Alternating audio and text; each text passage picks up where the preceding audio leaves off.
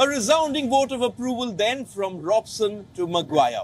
I also managed to catch up with another United legend this morning here in Bangkok. I spoke to Andy Cole, who is the Premier League's third highest goal scorer of all time. He admitted that United need time to be able to catch up with Manchester City and Liverpool. We are here in Bangkok for the match, and I'm delighted to be joined by Andy Cole, Manchester United legend, the third highest Premier League scorer of all time. Thank you for your time. No problem. How much do you read into pre-season games? Because you're starting off as a club with a friendly, if you can call it a friendly, against Liverpool. Tough game, very, very tough game. I can only think back to my time in pre-season. Our fixtures weren't as tough as this. What do you read into pre-season? You read into about players getting fit. I think that's what it's about. Naturally, no one likes to lose a pre-season game, but it is about getting your fitness. It's about preparing for the new season ahead. So I wouldn't take too much of the result, whatever the result is, because it's about the players getting minutes.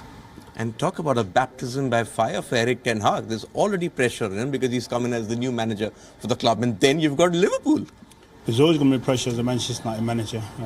Regardless if it's your first, your last or the game in the middle, it makes no difference. Like you said beforehand, coming in against Liverpool as well, it's not easy. Because unfortunately, you know, the way I look at the game and the result, other people might look a lot deeper into the result, whatever the result's going to be. So I think as a new manager coming in, you know, I think he's trying to implement his plan. I think he's looking for the same kind of reaction he got from when he was at Ajax with the players and how he's looking to play. So I'm kind of like looking forward to it. I think training's been really good.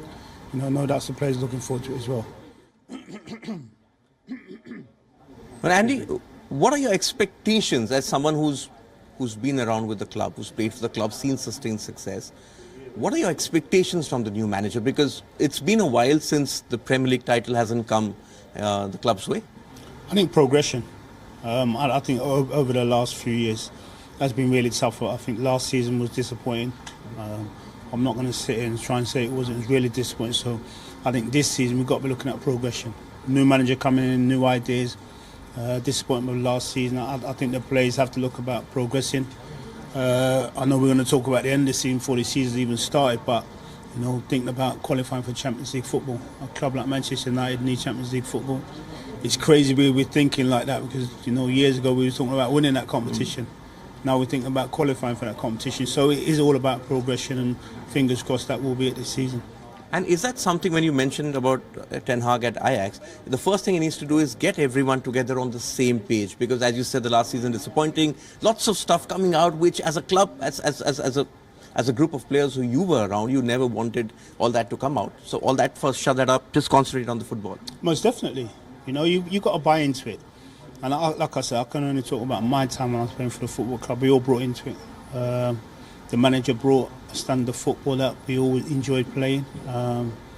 He brought in everything else. You know, you have to be all respectful. Like I said, buy into it. But you've got to believe you can do it. You know, you've got to respect each other and believe you're good enough to win competitions. And that's what we were. You know, we all trusted each other as players. You know, we trusted each other as a team, and that's why we were so successful. And just looking around, other teams also strengthening. Manchester City have again gone and bought Haaland. Someone you would probably love watching, even though because of a big striker, you know. Sure, and Liverpool have Nunez, Salah signed. So teams are strengthening. So it's going to be another sort of very close season at the top. And for United, it's about bridging that gap this season. It will be very close at the top, and that's what it's all about. I think when you look at Manchester United, we have to close that gap. It's not easy. You know, if you look at Liverpool, they've won the league once in 30 odd years. You know, however you look at it, Manchester City are the dominant team in the Premier League. You know, what they won it 4 out of 5. You know, so we can't look away from that. You know, I know Liverpool have played some unbelievable football, but they still only won it once. Yeah, they got themselves into the Champions League final. They've won it. They've lost a couple, but the dominant team in England is Manchester City. So as Manchester United, we have to close the gap on Manchester City to win the league, and naturally close the gap on Liverpool as well. Okay, before I let you go, there's another question on the grassroots football which I want to ask you. You have the United We Play initiative in India, and there's now talk of bringing it over here to Southeast Asia. How do countries like Thailand, India benefit from such kind of grassroots program like the one Apollo is running? I think it's massively.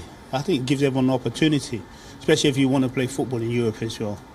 I think to have those kind of initiatives, you know, give everyone the opportunity, you know, to believe in their dream and think, right, I can get there. You know, I think it's a great initiative, and long may it continue. Okay, Andy Cole, thank you for your time. Thank you. Didn't take as long as it should take, so that's the one good no thing problem, here. no problem. And hopefully we get a great game, and hopefully progression, as you said. Thank you very much.